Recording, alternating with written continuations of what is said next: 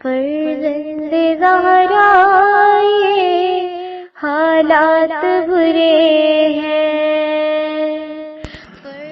کاشانہ بصیرت ایک ایسا مکمل یوٹیوب چینل جس پر محروم بصارت کے لیے بالخصوص اور تمام افراد کے لیے بالعموم سینکڑوں کی تعداد میں اسلامی کتب دستیاب ہیں۔ لہذا گزارش ہے کہ آپ اپنی ذمہ داری نبھاتے ہوئے کاشانہ بصیرت کو سبسکرائب کرنے کے ساتھ ساتھ بیل آئیکن کو پریس کیجیے تاکہ آپ علم کے حصول کے ساتھ ساتھ مذہب اہل بیت کی اشاعت میں بھی اہم کردار ادا کرتے رہیں۔ کاشانہ بصیرت۔ فرزند زہرا یہ حالات برے ہیں۔ السلام علیکم۔ کاشانہ بصیرت کے چینل پر ہم جس کتاب کا مل کر مطالعہ کر رہے ہیں وہ ہے الکوثر فی تفسیر القرآن، آیت اللہ محسن علی نجفی صاحب کی جلد دوم، سورہ نساء۔ الرجال قوامون على النساء بما فضل الله بعضهم على بعض وبما أنفقوا من أموالهم فالصالحات قانتات حافظات للغيب بما حفظ الله واللاتي تخافون نشوزهن فعظوهن واهجروهن في المضاجع واضربوهن فإن أطعنكم فلا تبغوا عليهن سبيلا إن الله كان عليا كبيرا۔ مرد عورتوں پر نگہبان ہے اس بنا پر کہ اللہ نے ان میں سے بعض کو بعض پر فضیلت دی ہے، اس لیے کہ مردوں نے اپنا مال خرچ کیا ہے، بس جو نیک عورتیں ہیں وہ فرما بردار ہوتی ہیں۔ اللہ نے جن چیزوں مال اور آبرو بریکٹ میں ہے کا تحفظ چاہا، خاوند کی غیر حاضری میں ان کی محافظت کرتی ہیں، اور جن عورتوں کی سرکشی کا تمہیں خوف ہو انہیں نصیحت کرو، بریکٹ میں ہے اگر باز نہ آئیں تو خوابگاہ، اس کے بعد بریکٹ کے بعد ہے خوابگاہ الگ کر دو، پھر بریکٹ میں ہے اور پھر بھی باز نہ آئیں تو بریکٹ کے بعد ہے انہیں مارو، پھر اگر وہ تمہاری فرما بردار ہو جائیں تو ان کے خلاف بہانہ تلاش نہ کرو، یقیناً اللہ بالاتر اور بڑا ہے۔ تشریحی کلمات: قوامون، قاف واو میم، قوم، راغب المفردات میں لکھتے ہیں قوام کسی چیز کی حفاظت اور مراعات کے معنوں میں آتا ہے۔ اس صفحے پر جو حوالات استعمال ہوئے ہیں سورہ احزاب آیت نمبر 6، صفحہ نمبر 308۔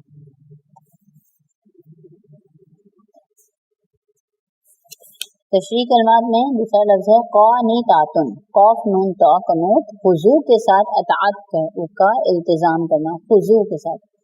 نشوز، نین شین زا، سرکشی کرنا۔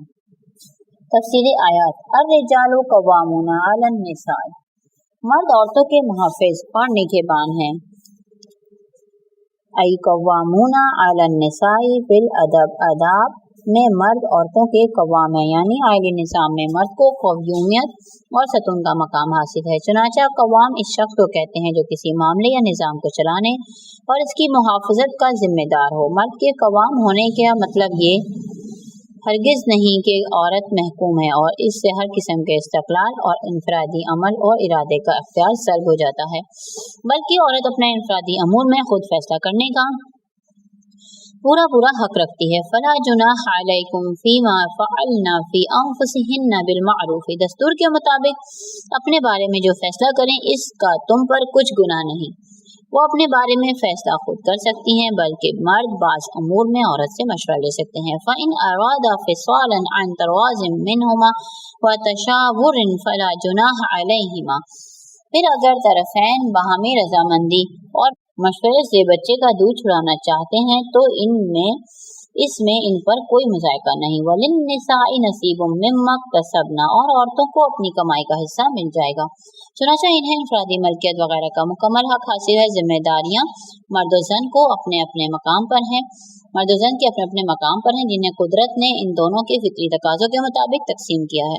چنانچہ عورت مہر و محبت کے ذریعے بچوں کو نفسیاتی غذا بہم پہنچاتی ہے، مرد طاقت اور قوت کے ذریعے جسمانی غذا فراہم کرتا ہے۔ عورت بچوں کی دیکھ بھال میں راتیں جاگتی ہے، مرد حصول رزق کے لیے رات دن ایک کرتا ہے۔ عورت بچوں کو داخلی خطرات سے بچاتی ہے، مرد بیرون دشمن کا مقابلہ کرتا ہے۔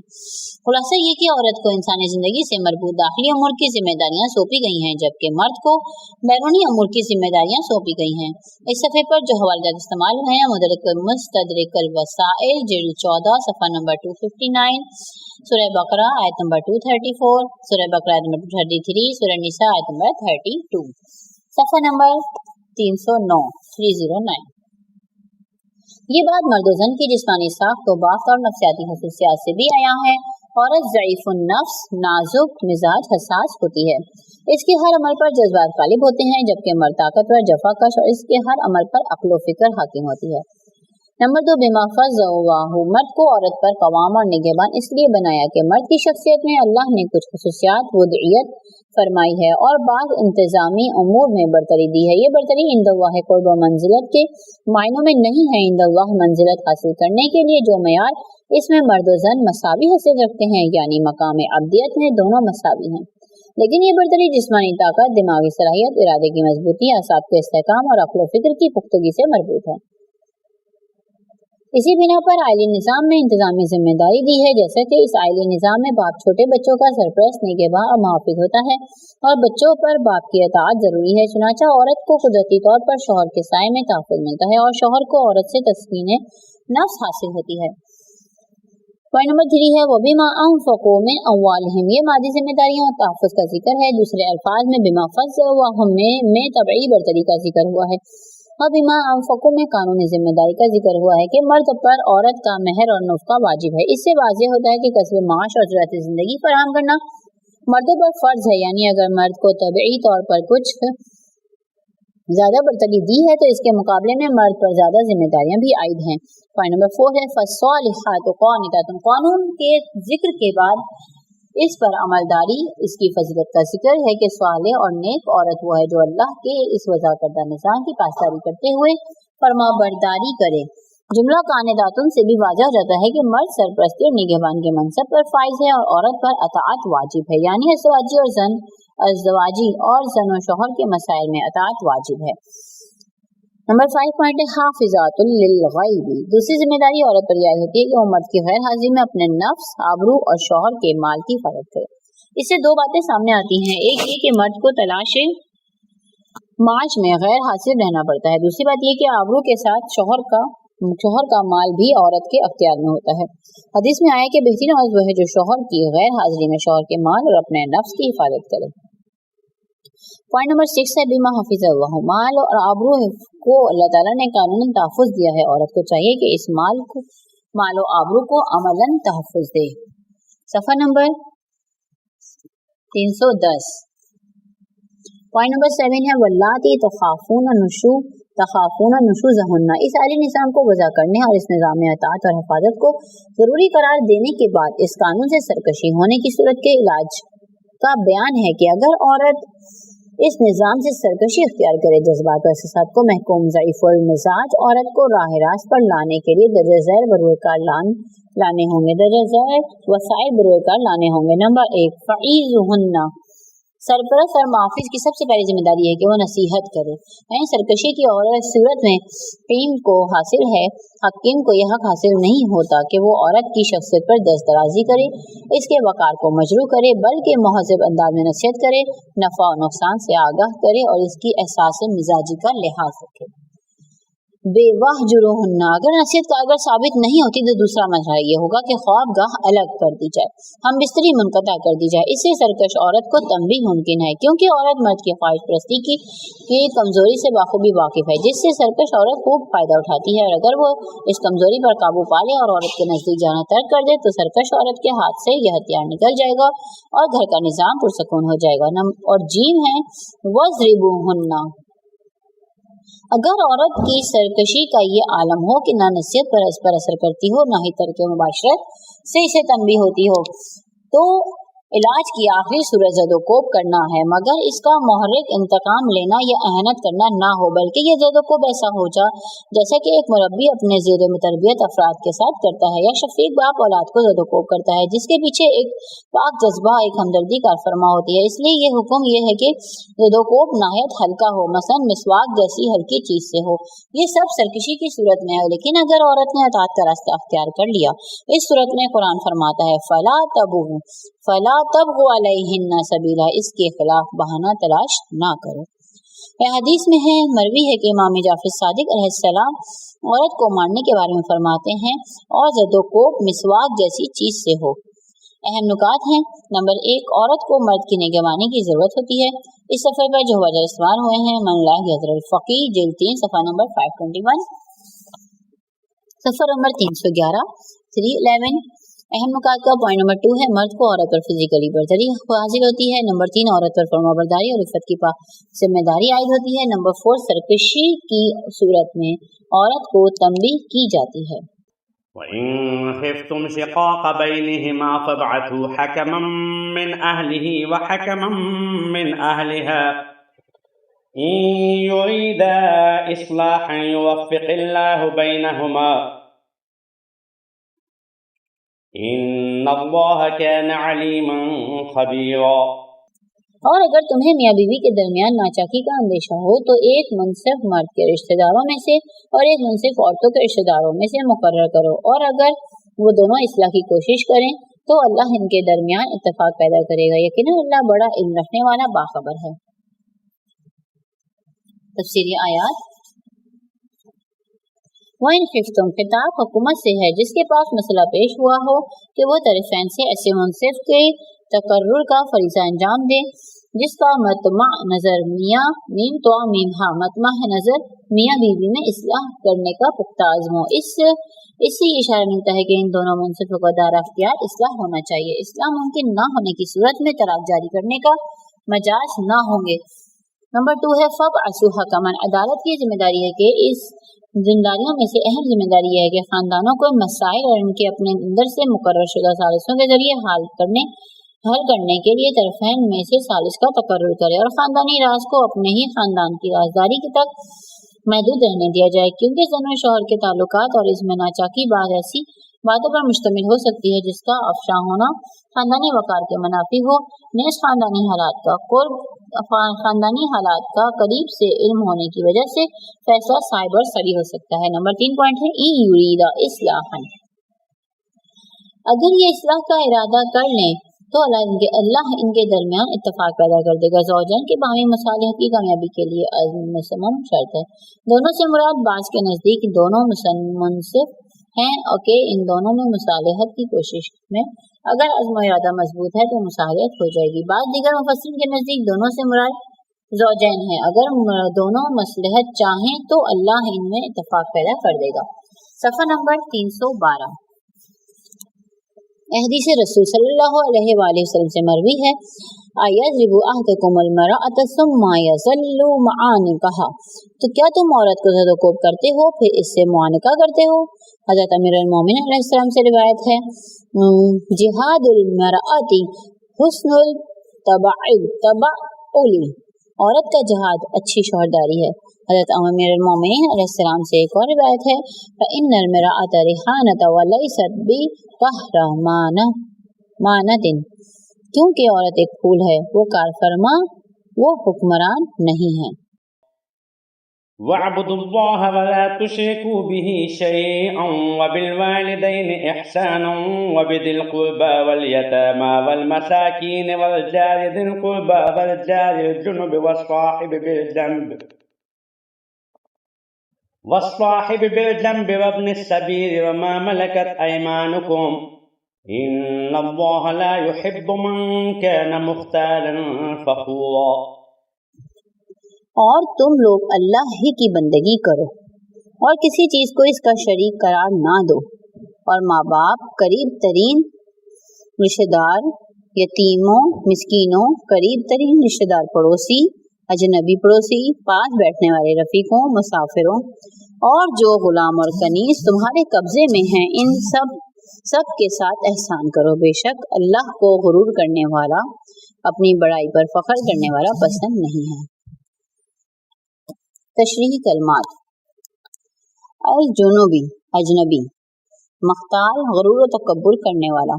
اس صفحے پر جو حوالات استعمال ہوئے ہیں: اصول کافی جلد 5 صفحہ نمبر 510، اصول کافی جلد 5 صفحہ نمبر 9، نہج البلاغہ وسط امام حسن علیہ السلام صفحہ نمبر 680، ترجمہ مفتی جعفر حسین، طبع امامیہ کتب خانہ لاہور۔ اب ہمیں صفحہ نمبر 313 پر تفسیر آیات۔ اس آیت کریمہ میں 11 نکات پر مشتمل تعلیمات ہیں۔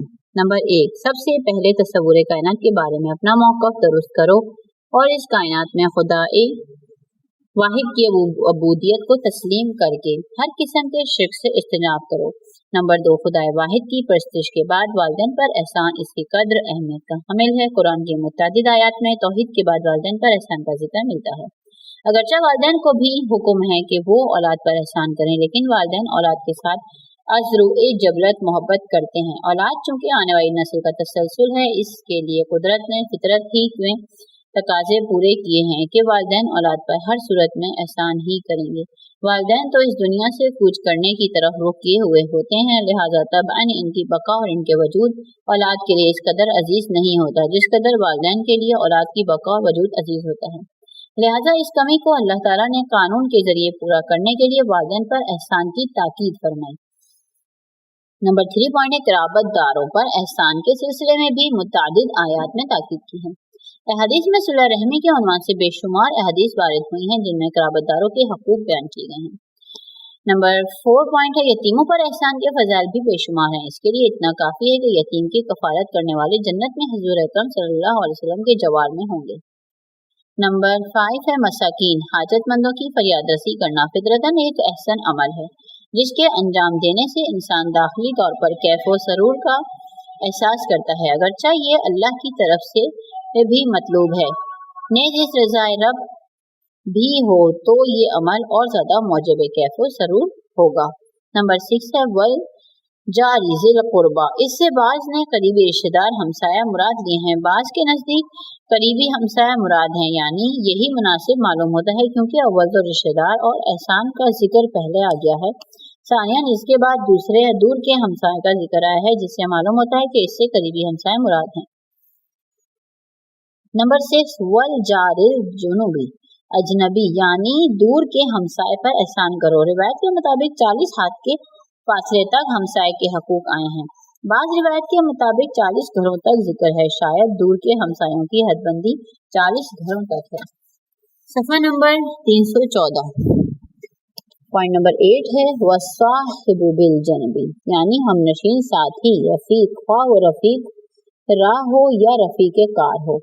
نمبر 9 وابن السبیل، راہ ماندہ مسافر، خواہ وہ اپنے وطن میں مالدار اور بے نیاز ہی کیوں نہ ہو۔ نمبر 10 اپنے زیر قبضہ غلاموں اور کنیزوں پر نیکی کرنے کا حکم، ان کے ساتھ حسن سلوک کریں، ان میں نوکر اپنے ماتحت افراد بھی شامل ہو سکتے ہیں، ممکن ہے کہ لوگ والصاحب بالجنبی ہم نشینوں میں شامل ہو جائیں۔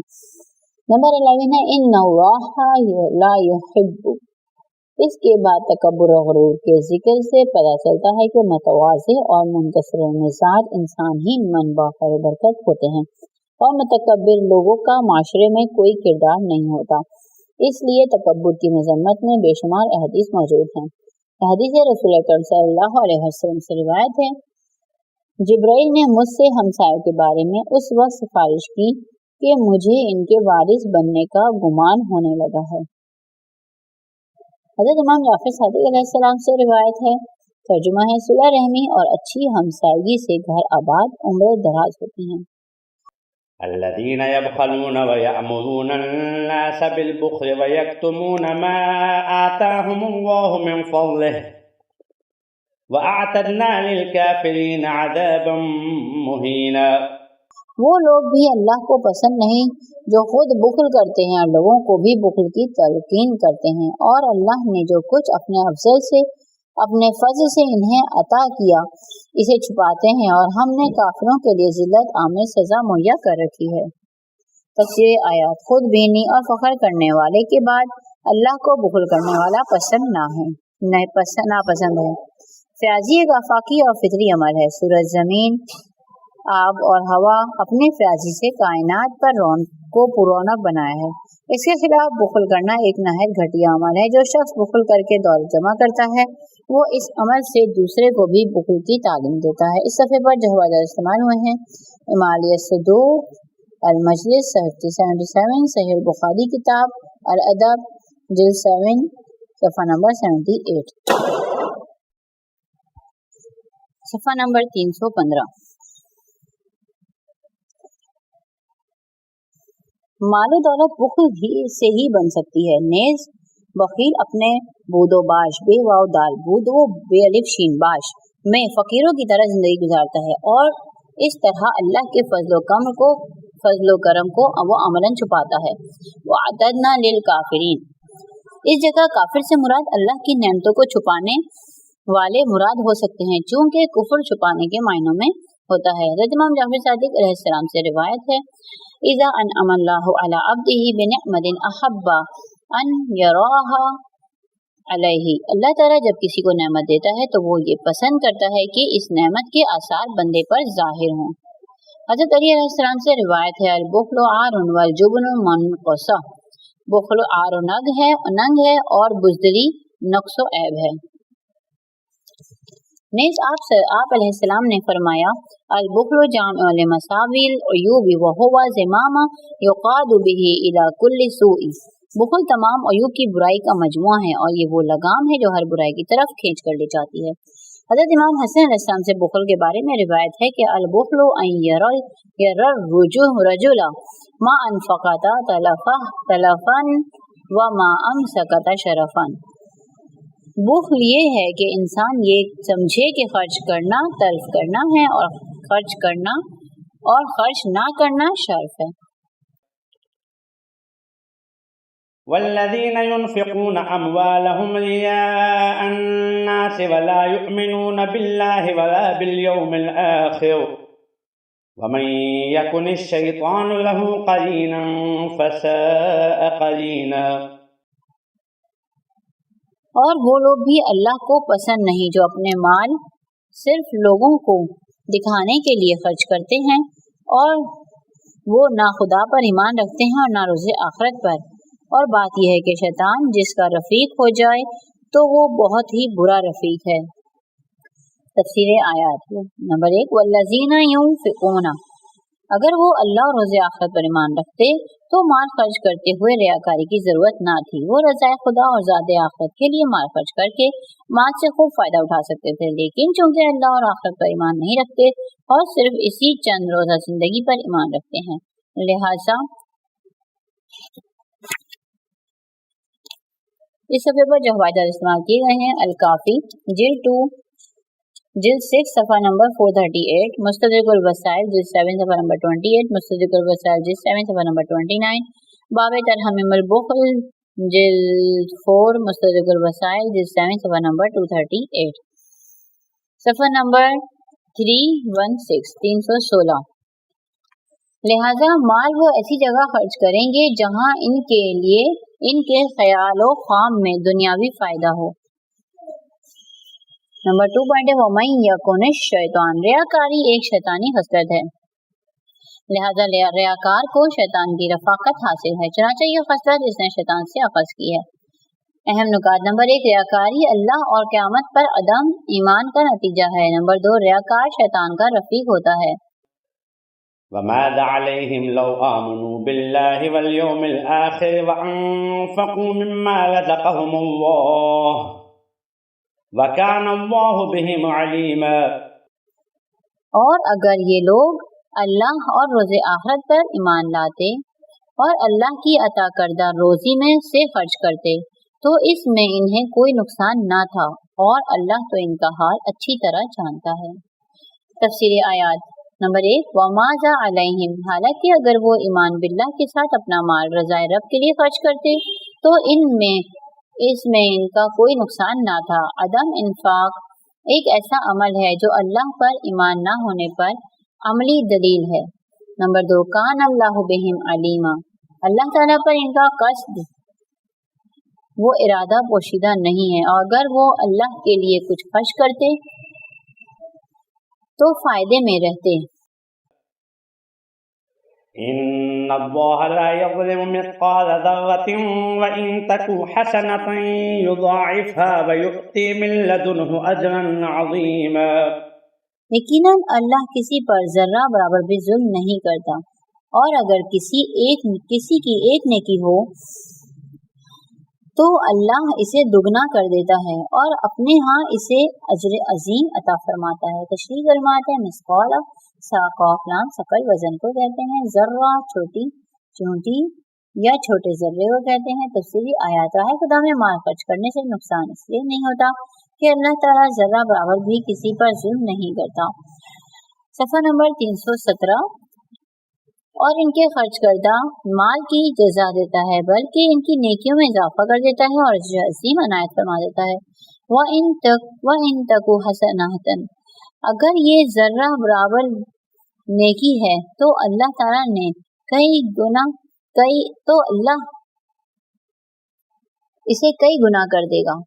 اگر یہ ذرہ برابر نیکی ہے تو اللہ اسے کئی گنا کر دے گا، اور ذرہ برابر نیکی پر بھی اجر عظیم دے سکتا ہے۔ چنانچہ سورہ بقرہ کی آیت نمبر 161 میں فرمایا ہے، راہ خدا میں ایک دانہ خرچ کرنے کا ثواب 700 گنا مل سکتا ہے۔ پھر فرمایا خدا جس کو چاہتا ہے دگنا کر دیتا ہے، یعنی خرچ کرنے والے کی خلوص نیت کے مطابق اسے ثواب دیا جاتا ہے۔ چنانچہ عمل کندہ کے باطنی حسن کے مطابق عمل میں حسن آتا ہے۔ فَكَيْفَ إِذَا جِئْنَا مِنْ كُلِّ أُمَّةٍ بِشَهِيدٍ وَجِئْنَا بِكَ عَلَى هَؤُلَاءِ شَهِيدًا يَوْمَئِذٍ يَوَدُّ الَّذِينَ كَفَرُوا وَعَصَوُا الرَّسُولَ لَوْ تُسَوَّىٰ بِهِمُ الْأَرْضُ وَلَا يَكْتُمُونَ اللَّهَ حَدِيثًا۔ پس اس دن کیا حال ہوگا جب ہم ہر امت سے ایک گواہ لائیں گے، اور اے رسول صلی اللہ علیہ وآلہ وسلم آپ کو ان لوگوں پر بطور گواہ پیش کریں گے۔ اس روز کافر اور جو لوگ رسول کی نافرمانی کرتے رہے تمنا کریں گے کہ کاش زمین پھٹ جائے اور وہ اس میں دفن ہو کر زمین کے برابر ہو جائیں، اور وہ اللہ سے کوئی بات چھپا نہ سکیں گے۔